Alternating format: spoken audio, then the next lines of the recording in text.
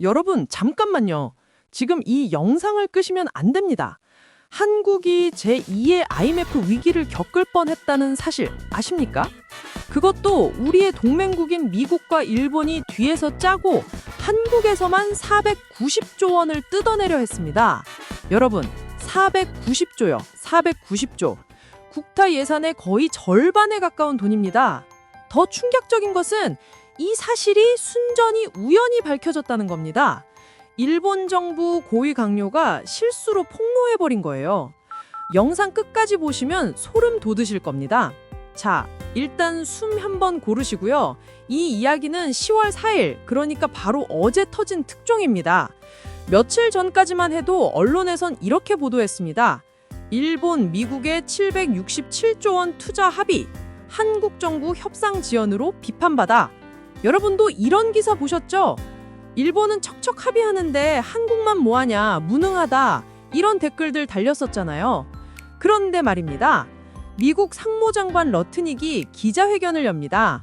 화면에 띄울게요. 이 양반입니다. 이 사람이 뭐라고 했냐면요.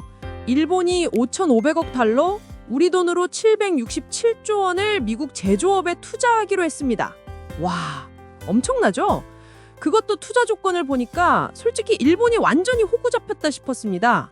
투자위원회 의장은 러트닉 본인, 위원 100% 미국인, 수익의 90%는 미국이 가져감. 일본은 그냥 조언만 가능. 여기서 끝이 아닙니다. 캐피털 콜이라는 방식인데요. 쉽게 말하면 미국이 돈 필요하면 언제든지 일본아 돈 내 하면 무조건 내야 하는 시스템. 법적 구속력까지 있습니다. 안 내면 관세 폭탄 다시 떨어집니다. 이쯤 되면 일본이 미쳤나 싶죠. 전 세계 사람들이 다 그렇게 생각했습니다. 그런데 바로 어제 10월 4일 일본 경제재생 담당 장관, 이름이 아카자와 뮤세입니다. 이 사람이 AFP 통신과 인터뷰에서 폭탄을 투척합니다. 실제로 우리가 현금으로 내기로 한 건 전체의 1-2%입니다. 네? 여러분, 다시 한번 말씀드릴게요. 767조 원이라고 발표했지만 실제 현금은 8조에서 15조 원만 낸다는 겁니다. 나머지는 다 대출이나 보증이고요. 여기서 또 반전이 있습니다. 미국은 보증이나 대출에 관심도 없습니다. 그냥 MOU 수준이고 지킬 의무도 없어요. 이게 무슨 소리냐고요? 미국이 발표한 767조 원 투자가 사실상 거짓말이라는 겁니다. 게다가요, 투자가 망해도 미국은 책임 안 져요. 손실은요, 일본 금융기관들이 다 떠안습니다. 댓글창 보세요. 미쳤네, 사기극이네, 이런 반응들 나오죠? 근데 여러분, 여기서 진짜 무서운 건 따로 있습니다. 왜 일본 장관이 이런 걸 폭로했을까요? 일본 국내에서 난리가 났거든요. 왜 이렇게 불리한 조건으로 합의했냐며 의원들과 국민들이 비판 폭탄을 쏟아냈어요. 정치적으로 완전히 궁지에 몰린 겁니다. 그래서 어쩔 수 없이 사실은 거의 안 냅니다 라고 실토한 거예요. 그런데요, 여기서부터가 진짜 소름입니다. 왜 미국과 일본이 이런 이면 계약을 했을까요? 전문가들 분석을 종합해보니까요, 한국을 압박하기 위한 전략이었습니다. 정리해드리겠습니다. 미국 플러스 일본은 이면 합의, 실제로는 거의 안 냄. 대외 발표는 일본이 767조 냈다. 한국에게 압박은 일본도 냈는데 너희는. 목표는 한국에서만 490조 현금 뜯어내기. 여러분, 이게 말이 됩니까? 실제로 미국이 한국에 뭐라고 했는지 아세요? 490조 원을 선불로 45일 안에 입금하라고 했습니다. 45일이요, 여러분. 한 달 반입니다. 490조는 대한민국 1년 예상의 거의 절반. 45일은 6주. 선불은 미리 다 내놓으라는 거죠.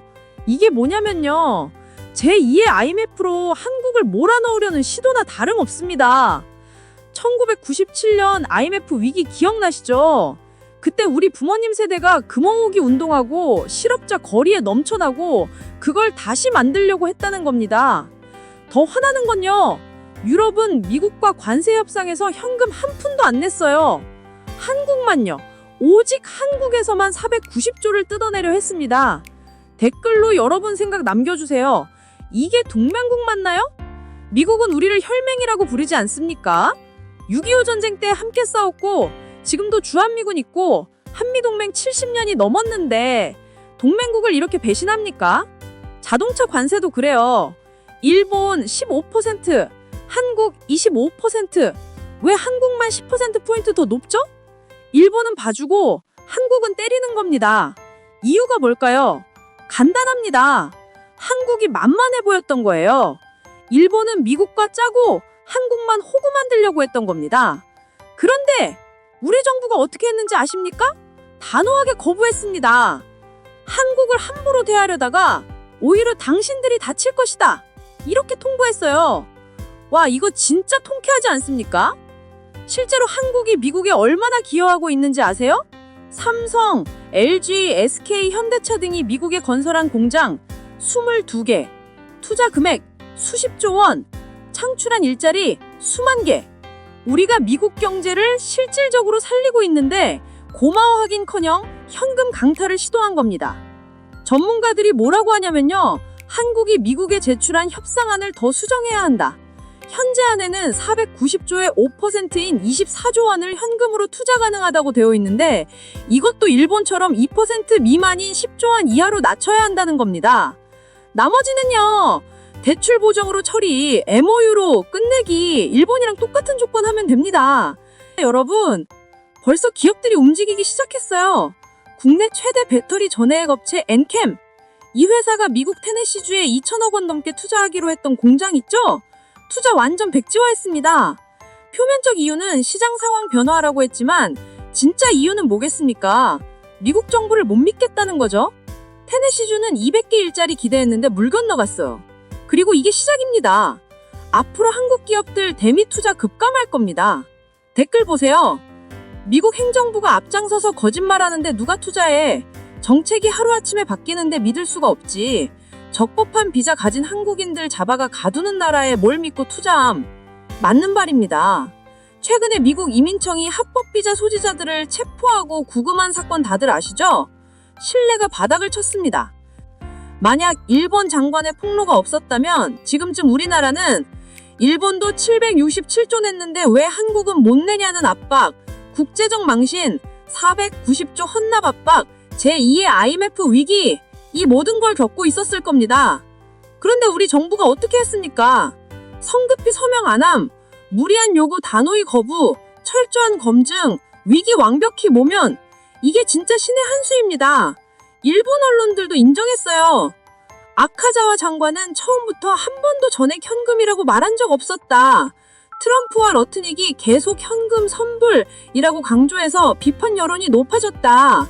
미국 측의 과장과 허위 발표가 문제다. 여러분 이제 아시겠습니까? 동맹국이라고 무조건 믿으면 안 됩니다. 철저한 검증, 전략적 판단, 그리고 국익 최우선. 이게 국제관계의 진실입니다. 여러분께 부탁 3가지 드립니다. 첫째, 이 영상 꼭 쉐어해주세요. 아직도 한국 정부가 협상 못한다고 비판하는 사람들 많습니다. 진실을 알려야 합니다. 둘째, 좋아요와 구독 부탁드립니다. 이런 중요한 정보 계속 빠르게 전달하겠습니다. 알림 설정까지 해주시면 새 영상 올릴 때마다 바로 보실 수 있어요. 셋째, 댓글로 여러분 생각 들려주세요. 정부가 잘한 걸까요? 앞으로 협상 어떻게 해야 할까요? 미국을 어디까지 믿어야 할까요? 여러분의 의견이 정말 궁금합니다. 기억하세요. 490조 강탈 시도를 막은 건 이윤이 아니라 신중함 덕분입니다. 국제관계는 우정이 아니라 이익입니다. 동맹도 좋지만 국익이 최우선입니다. 다음에 더 중요한 소식으로 찾아뵙겠습니다. 감동튜브였습니다. 감사합니다.